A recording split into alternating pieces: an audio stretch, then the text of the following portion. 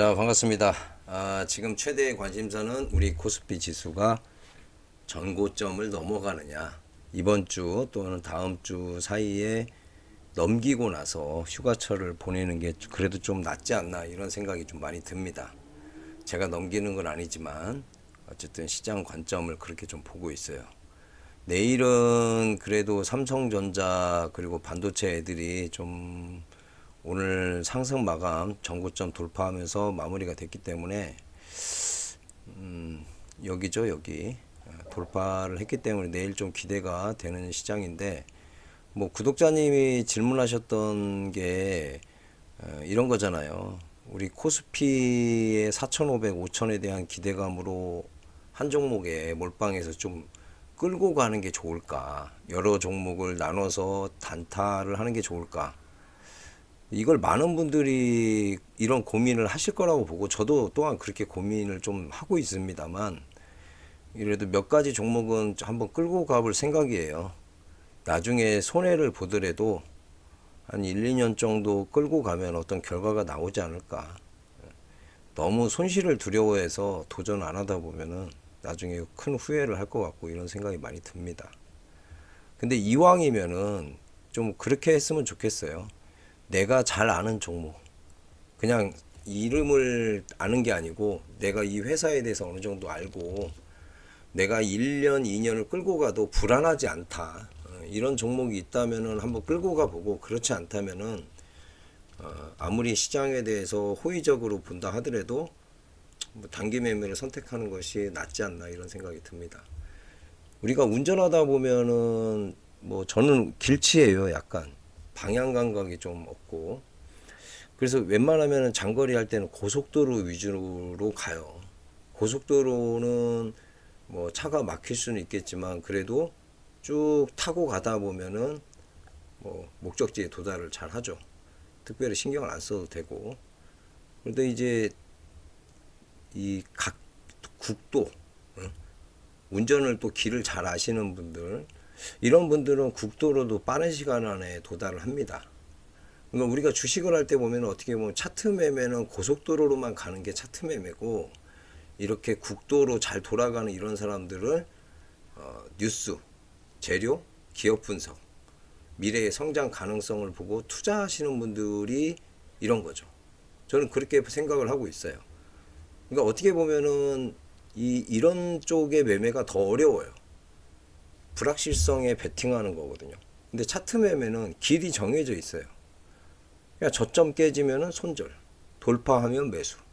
간단하거든요. 기본적으로 추세를 돌파하든 저항을 돌파하든 이평선을 돌파하든 어쨌든 모든 것은 다 돌파 매매예요. 제가 길치라서 저는 이 고속도로로 다니는 걸 굉장히 좋아합니다. 근데 예를 들면 이런 것도 있어요. 매매하다 보면 예시로 그냥 말씀을 드리면, LG전자 같은 경우 어제 9시 땡치자마자 뉴스가 나온 적이 있었죠. LG전자 잠깐만요. 뉴스를 한번 찾아보면 이런 거 있어요. 하이브리드 본도 개발 착수. 솔직히 이게 뭔지 몰라요. 그냥 LG전자니까. LG전자가 거의 신저가 수준이기 때문에 뭐 HBM용 반도체 장비 같아요. 이걸 한대요.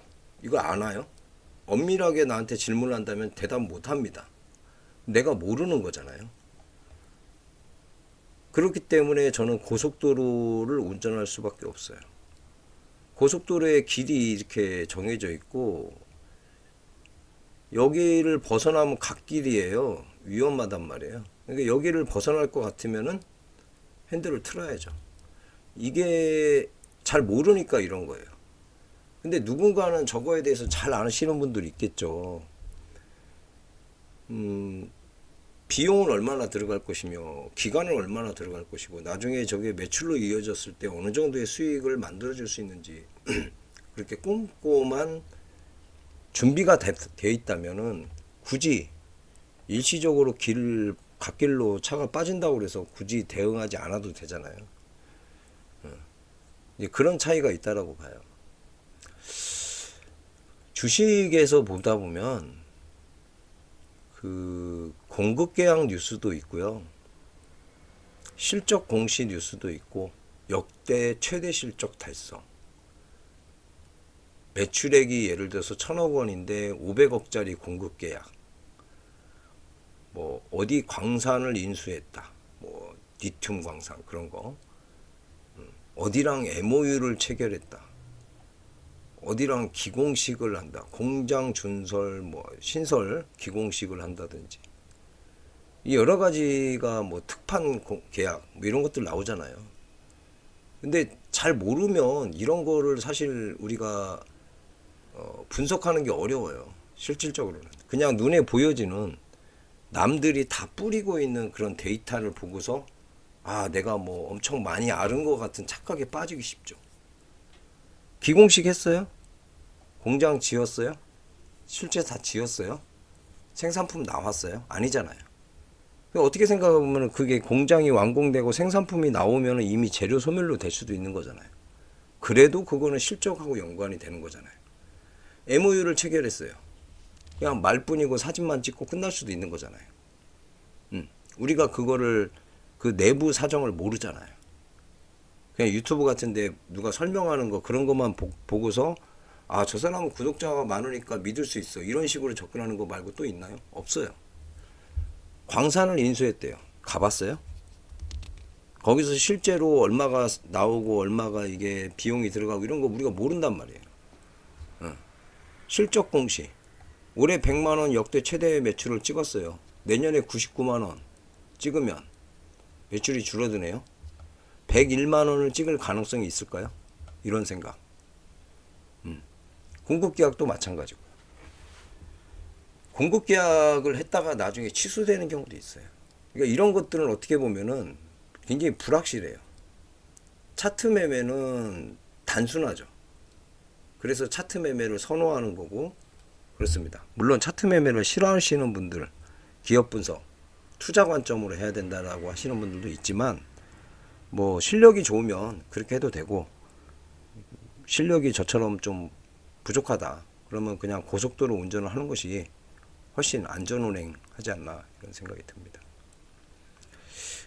그 얼마 전에 제가 이수페타시스라는 종목을 요날 언급을 드린 적이 있는데 제가 한 친구한테 이거 좀 5만 5천 원까지 한번 들고 있어 봐라 그런 얘기를 했어요. 근데 이 친구가 중간에 사고팔고를 계속 하더라고요. 제가 좀 화를 냈는데 근데 입장 바꿔놓고 생각하면 이 친구는 이게 뭐하는 회사인지 몰라요. 불안하죠. 믿을 수 없잖아요. 그러니까 사고팔고를 계속 반복하는 거예요. 너 언젠가 이 종목에서 그렇게 사타팔았다 반복하다가 손절도 안 하고 손절을 잘하면 모르겠지만 지금 고속도로를 운전하는 선택을 했어요. 그러면은 여기에서는 길을 벗어날 때는 대응을 해야 되는데 안 하면 언젠가 너 크게 물릴 날이 올 것이다 라고 얘기했지만 받아들이지 않아요. 왜요? 불안하니까. 잘 이거 모르니까. 그런 거를 뭐라고 할 수는 없죠. 제가 그 증권주 몇 번 언급을 드렸지만 이건 제 기준에서 그런 거잖아요. 남들이 보기에는 예를 들면 제가 15만 원까지 갈 거라고 예상을 하고 있어요. 믿을 수 있어요? 뻥이죠, 뻥. 뻥이에요. 나중에 5만 원 되면 어떡할 건데? 라고 질문할 수도 있어요. 근데 내가 어떤 믿음을 가지고 있고 나만의 어떤 기준이 있다면은 그래 5만 원 가도 내가 여기에 만족한다면은 한번 1, 2년 끌고 가보는 거잖아요. 근데 그게 아니라면 사고 팔고 반복을 하도 나쁘지 않은 선택이라는 거죠. 그거는 각자의 어떤 스타일 또 종목에 대한 불안감, 신뢰도 이런 거에 따라서 달라지지 않을까. 자, 뭐 같이 병행해서 하시는 게 좋지 않을까요? 오늘 뭐 그래요. 지금 반도체주들이 올라오는데 이스페타시스 월봉에서 한번 보시면 제가 한번 그때 이거를 왜 한번 전고점까지 들고 있어 보자라고 얘기했냐면은 여기 계속 저항을 맞았잖아요. 어떻게 보면은 저항을 맞았지만 하단에 엄청난 이런 지지대를 만든 상태에서 돌파를 하려고 했을 때였어요. 그러면 여기에서는 전고점 또 그 이상까지도 기대치를 해볼 만하고, 여기서 이만큼 낙폭을 주면서 오래 끌고 가려고 했던 사람들조차도 많이 털어버린 상황이고, 결과적으로는 여기에서 올라가야 올라가는 거예요. 가능성이 있지만 시장 상황도 그렇고 여러 가지를 봤을 때 가능성이 높지 않을까라고 판단했던 부분이 있습니다. 더존 비즈원을 그런 관점으로 한번 해석을 해볼게요. 지금 최근에도 계속 저항을 맞고 있는 라인이고요. 여기는 저항이에요. 그래서 저항을 맞았어요. 그러면 주가가 이렇게 흘러 내려가야 되는 게 일반적이죠. 이렇게. 근데 이건 일반적이라는 표현보다는 시장 상황에 따라서 이렇게 추세를 끌고 내려가다가 올라갈 가능성도 있는 거고요. 지금 당장 올라갈 가능성도 있는 거예요. 근데 우리가 이거를 방향을 정할 수는 없죠. 지금 시장 분위기에서 더존 비즈원이 이수페타시스의 이런 자리가 될 수도 있는 거잖아요. 그러면 여기에서 그래도 10만원, 그럼 뭐 한 11만원, 12만원 이렇게 순차적으로 한번 볼 수도 있겠죠. 일봉으로 돌아가 볼까요? 정말 믿음이 없어요. 저는 이 종목에 대해서 모르겠어요. 손절이요. 이때 봤다면 손절이에요. 이때 봤다면 여기가 손절이겠죠. 저점, 저점, 저점, 저점. 믿음이 없어요. 그럼 떨어지면 그냥 손절이에요. 그리고 여기서 또 한번 사봤는데 또 떨어진다. 그럼 손절이죠. 근데 반면에 주봉에서 보면 아무것도 아니에요. 그냥 잘 가고 있는 거예요. 잘 가고 있어. 주봉이라는 것은 중장기 관점이잖아요. 이 회사에 대해서 어떻게 보면 더존 비즈원을 저도 뭐 개인적으로 기억하는데, 여기에서 굉장히 힘들었던 종목이에요.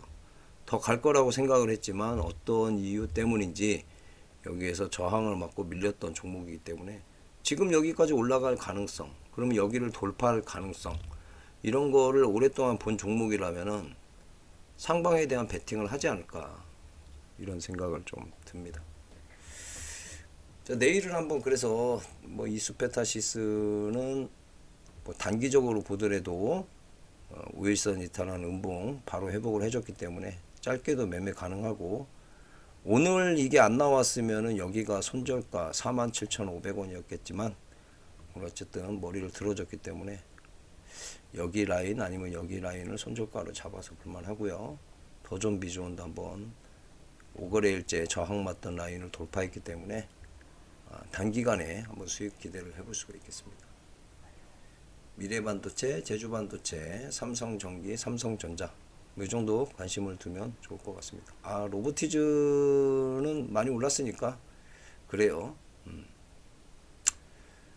반도체 위주로 좀 관심 종목으로 초이스를 좀 해봤습니다.